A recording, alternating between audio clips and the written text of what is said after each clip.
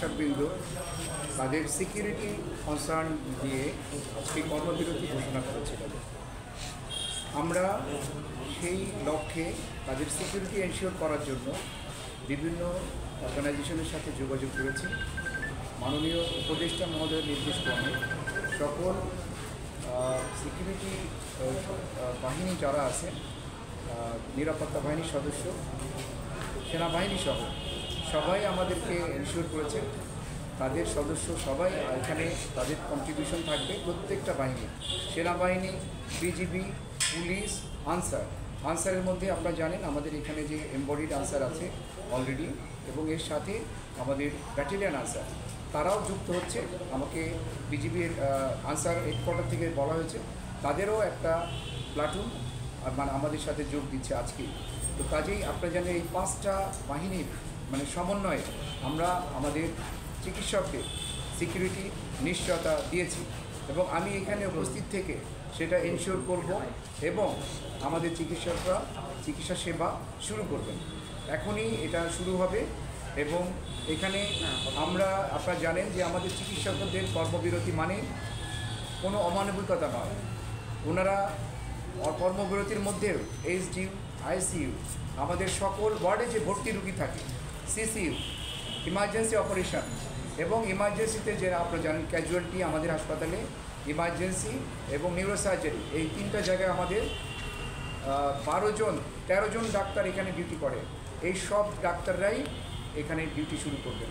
আমরা আমাদের এই যে বিজিবি সহ অন্যান্য বাহিনীর সদস্যরা অলরেডি ডিপ্লয়েড হয়ে গেছে যার যার পজিশনে, এবং এখনই আপনাদের সাথে কথা শেষ হলেই আমাদের চিকিৎসকবৃন্দ কাজ শুরু করবে। আমাদের ইমার্জেন্সি সেবা ইমার্জেন্সির কথাটা ওনারা বারবার বলছিলেন। জি, আসসালামু আলাইকুম। আমরা ডক্টর কমিউনিটি, যে আমি doctor Jamil Hossain, FCPS part 2 training, Dhaka medical college surgery বিভাগ। জি, আমরা যেটা আপনাদের সবসময় একটা ক্লিয়ার মেসেজ দিতে চেয়েছি, আমরা ডাক্তার কমিউনিটি কখনোই কর্মবিরতিতে যেতে চাই না, বা কর্মবিরতি আমরা কখনোই নিজ থেকে দিব এই রকম মেন্টালিটি আমরা বেয়ার করি না।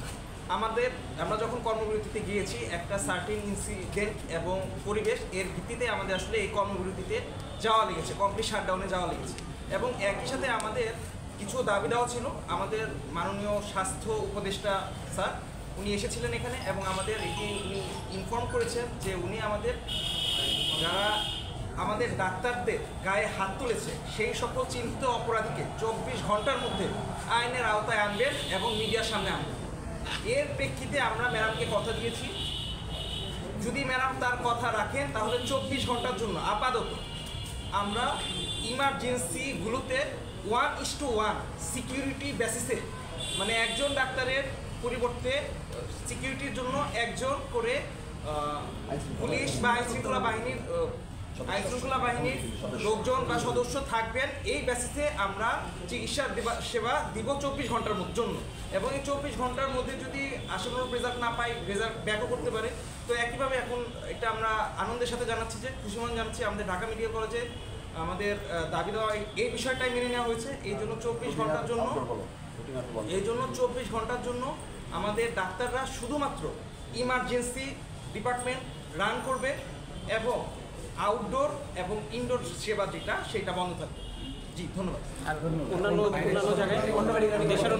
অন্যান্য মেডিকেলের জন্য আমরা যেটা বলতে চাই, অন্যান্য মেডিকেল কলেজেও আমরা চাই এইরকমভাবে তাদের সুরক্ষার ব্যবস্থা করা, এবং তারা সব জায়গায় যদি এরকম সুরক্ষার ব্যবস্থা করে যেখানে সিকিউরিটি পোস্ট, যেখানে সিকিউরিটির ব্যবস্থা গ্রহণ করা হবে, আমরা অতি সত্ত্বর সেখানটায় চিকিৎসা সেবা দেওয়া শুরু করবো ইনশাআল্লাহ। ধন্যবাদ। নতুন করে করা হবে না, বাট চলবে, চিকিৎসা চলমান। তাহলে এখন থেকে ঢাকা মেডিকেল ইমার্জেন্সি চালু হচ্ছে। Thank you.